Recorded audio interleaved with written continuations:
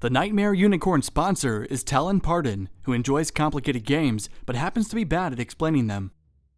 The Nightmare Unicorn is a role that typically replaces the dragon, also going in the same order as the dragon would. In order to win, he must increase his radiance to value of 9, then escape the cave via the entrance tile. This unicorn gains radiance by attacking others, collecting treasures, and marking crystals. Let's set up the Nightmare Unicorn's board. These tracking cubes are used to set health to value 5 and anger to value 1. Next, we place unicorn cubes on the 12 spaces of the radiance track. The remaining cubes are placed near the board. This is the unicorn deck. We shuffle and draw 4 cards, which becomes the unicorn's hand. At the beginning of the unicorn's first turn, it is placed on a lit tile adjacent to the knight. It must be facing directly away from the knight. If no knight exists, place the unicorn on the entrance tile, facing away from other player pieces if possible.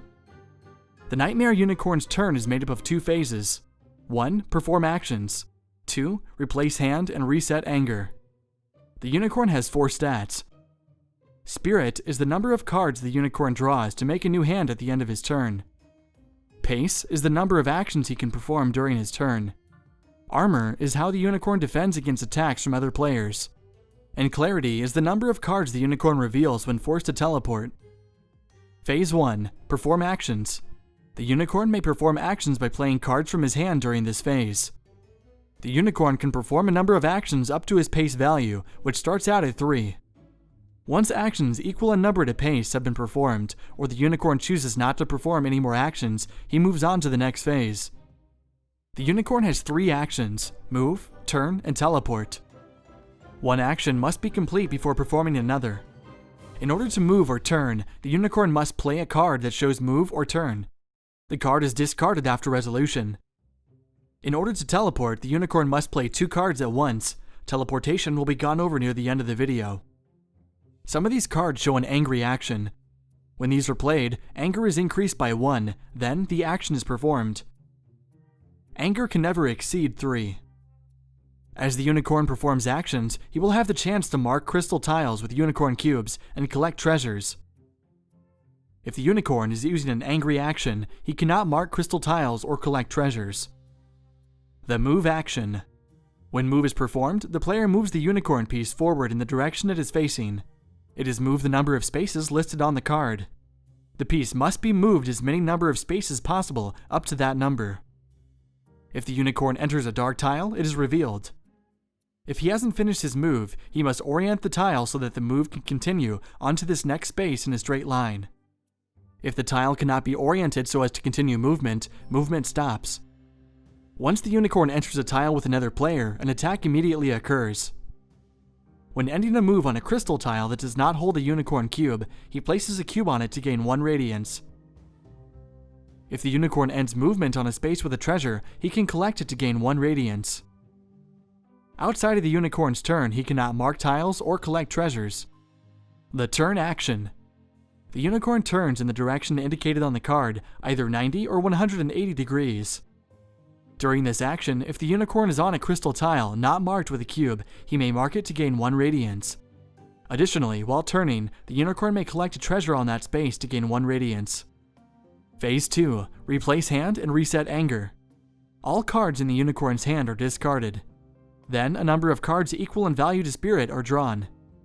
If the unicorn deck is ever empty, it is shuffled to form a new deck before drawing. After drawing new cards, anger is reset to value 1. Let's talk about attacking. The Nightmare Unicorn automatically attacks when entering a space with another player piece, and it always succeeds. If there are multiple players, the unicorn chooses which one to attack. When the Nightmare Unicorn attacks, he deals effects based on his anger level. For example, the knight loses 1 grit at anger 1, 3 grit at anger 2, and 5 grit at anger 3. If the unicorn attacks while at anger level 3, he also gains 1 radiance. The Nightmare Unicorn may attack the same player multiple times on a turn, but only gains radiance for the first attack on that player. After attacking, the unicorn is forced to teleport. If the goblins have the trap card face up when attacked, they may choose to ignore the attack by discarding this card. If they do this, the unicorn is still forced to teleport, but he does not gain radiance. If the thief uses unnatural evasion and succeeds, he ignores the attack. The unicorn is still forced to teleport and does not gain radiance. After attacking the ghoul, the unicorn is forced to teleport after the ghoul skitters. Note: an attack always resolves before marking tiles or collecting treasures. Since the unicorn is forced to teleport immediately after attacking, he cannot mark that tile or collect its treasures. Other players may attack the Nightmare Unicorn, so let's talk about that. If the attacker has the victory condition of killing the unicorn, the attack makes him lose 1 health, then he is forced to teleport. The knight may enter the unicorn's space if her strength is equal to or greater than his armor. When entering his space, she attacks. If her strength is equal to the unicorn's armor, she rolls the dragon die. The attack only succeeds if the die affects the center space. If her strength is greater than the unicorn's armor, her attack succeeds automatically. A goblin tribe may enter the same space as the unicorn if its strength is greater than the unicorn's armor. If it enters, it attacks. The dragon may enter the unicorn's space freely. He may attack with either claw or scratch. Hiss has no effect.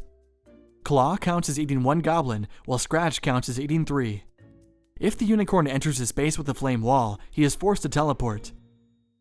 The thief may also enter the unicorn's space. He can backstab by spending 3 cubes if his stealth is greater than the unicorn's armor. He may not use pickpocket. The ghoul may spend movement to move onto the unicorn's space. It can attack if its spent ghoul disc is greater than the unicorn's armor, and the unicorn teleports after the ghoul skitters. Now, what's with all this teleportation, you ask? The unicorn may teleport throughout the cave, ignoring walls and other game pieces. The unicorn may either use an action to teleport, or it can be forced to teleport. Each unicorn card has this grid with the unicorn in the center space. These other spaces correspond to spaces surrounding the unicorn. The marked space indicates the destination space of the teleport. This arrow symbol is oriented so as to face the same direction as the unicorn piece. Then, the unicorn teleports to that destination, not changing the facing direction. If the unicorn is on a dark tile after the teleport, it is revealed. If the space holds another player piece, the unicorn attacks and is forced to teleport again. After teleporting, and only during the unicorn's turn, it may place a unicorn cube on a crystal tile it is occupying. Just the same, it may collect a treasure token after teleporting as well. Each of these gains 1 radiance as normal. As for teleporting as an action, the unicorn must discard 2 unicorn cards. It chooses 1 destination from either card and teleports to that location. Anger is not gained from these cards. If the unicorn only has a single card, he cannot perform the teleport action. Before the collapse, the unicorn can teleport onto an open space. A dark tile is placed there, and using as few dark tiles as possible is attached to the map. During the collapse, the unicorn cannot move onto open spaces. When the unicorn is forced to teleport, it draws and reveals a number of unicorn cards equal in number to its clarity. Then it chooses 1, teleports, and discards the revealed cards. If none of the revealed cards show a valid destination, the unicorn reveals more cards one at a time until a valid one is available. The unicorn cannot be forced to teleport to an open space.